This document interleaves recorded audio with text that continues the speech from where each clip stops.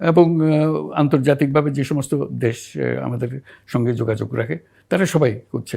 ইতালির প্রধানমন্ত্রীর সঙ্গে কথা হলো, ক্যানাডার প্রধানমন্ত্রীর সঙ্গে কথা হলো, সবাই হচ্ছে।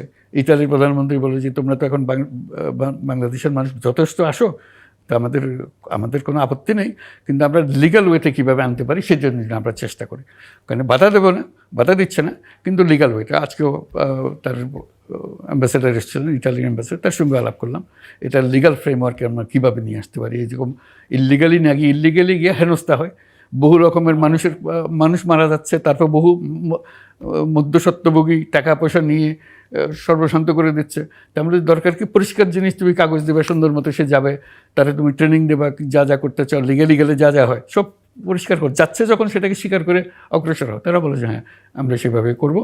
বলে আমরা অলরেডি আমাদের প্রধানমন্ত্রী অফিস থেকে আমরা নির্দেশ পেয়েছি, ওই যে কথা হয়েছে, কথা এখানে এসে গেছে অলরেডি। আপনার সবসময়